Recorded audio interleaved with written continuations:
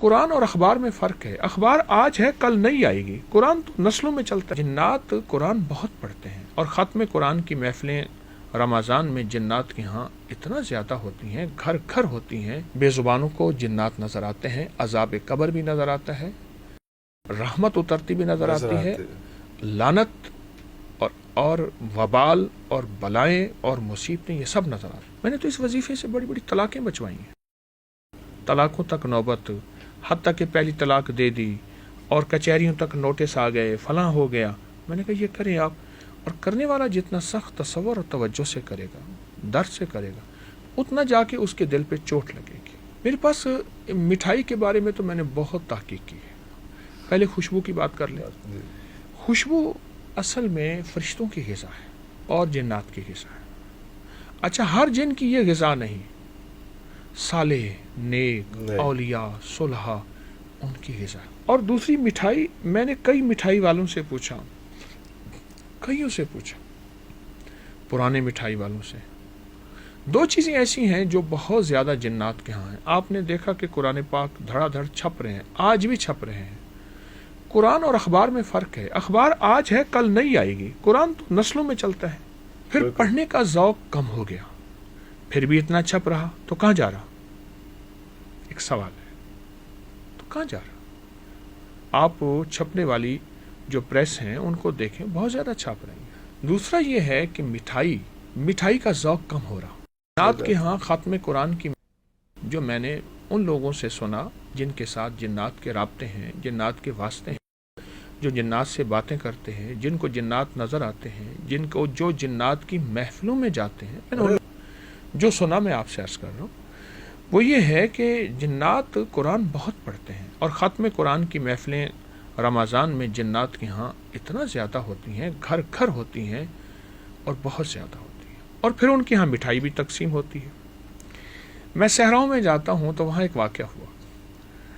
ہمارے ہاں ایک بہت پرانے شکاری تھے، رحیم یار خان کے. وہ میرے ساتھ تھے. تو میں شکاروں تو میں نہیں جاتا، میں تو جاتا ہوں روحانی محفلوں کے لیے. تو مجھ سے کہنے لگے، ایک جگہ تھی، کہنے لگے میں ایک دفعہ یہاں سے گزر رہا تھا، صحرا، لک و دک صحرا، سامنے شادی ہو رہی تھی، محفل لگی ہوئی، شادی ہو رہی ہے، کھانے پک رہے ہیں اور چیزیں ہیں. کہا میں نے دیکھا نا شادی ہے، تو میرا اونٹ ڈرنے لگا، کیونکہ بے زبانوں کو جنات نظر آتے ہیں، عذاب قبر بھی نظر آتا ہے، رحمت اترتی بھی نظر آتی ہے، لعنت اور وبال اور بلائیں اور مصیبتیں یہ سب نظر آتی ہیں. میرا جو اونٹ ہے، اونٹ پہ سوار تھا، وہ بدکنے لگا، ڈرنے لگا. میں سمجھ گیا.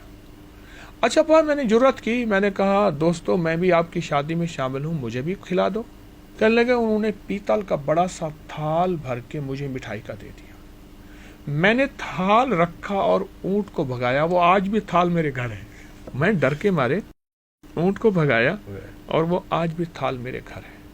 تو یہ مٹھائی جو ہے یہ تو بہت زیادہ جنات کی مرغوب غذا ہے. اس لیے ہماری روحانی عملیات میں، وظائف میں بڑے بڑے اولیاء صالحین یہ عمل کر کے کوئی شیرینی بانٹیں، بچوں میں تقسیم کریں. چیزیں ایسی نہیں ہیں، ان کے پیچھے حقائق ہیں.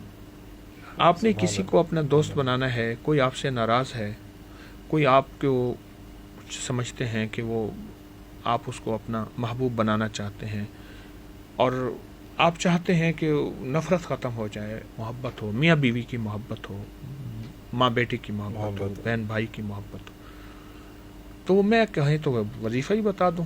آپ مٹھائی سامنے رکھیں، کوئی بھی میٹھی چیز ہو، وَأَلْقَيْتُ عَلَيْكَ مَحَبَّةً مِّنِّي، اس کو سامنے رکھ کے 12 تسبیحاں پڑھیں، اول آخر 12 دفعہ درود پاک. سخت تصور کریں میاں بیوی کی محبت ہے، بہن بھائی کی محبت ہے، اولاد نافرمان ہے، ماں باپ سے محبت نہیں کرتی، بے ادبی بے قدری کرتی ہے، اور آپ سمجھتے ہیں کہ نند، ساس، سسر گھر میں جو اکثر الجھاؤ ہوتے ہیں، تو اس کے لیے میٹھی چیز پہ یہ وَأَلْقَيْتُ عَلَيْكَ مَحَبَّةً مِّنِّي یہ قرآن پاک کی آیت ہے. اس کو 12 دن، 21 دن یا 40 دن مٹھائی پہ پڑھیں، چینی پہ پڑھیں، کوئی میٹھی چیز ہو، اور اس کے بعد اس کو کھلا دیں. اس کے بہت نتائج ہیں. اچھا آپ نہیں کھلا سکتے، وہ میٹھا آپ خود اس کی نیت کر کے کھا لیں. اس کا تصور جتنا سخت رکھا جائے گا. میں نے تو اس وظیفے سے بڑی بڑی طلاقیں بچوائی ہیں. طلاقوں تک نوبت، حتیٰ کہ پہلی طلاق دے دی اور کچہریوں تک نوٹس آ گئے، فلاں ہو گیا۔ میں نے کہا یہ کریں آپ، اور کرنے والا جتنا سخت تصور اور توجہ سے کرے گا، درد سے کرے گا، اتنا جا کے اس کے دل پہ چوٹ لگے گی۔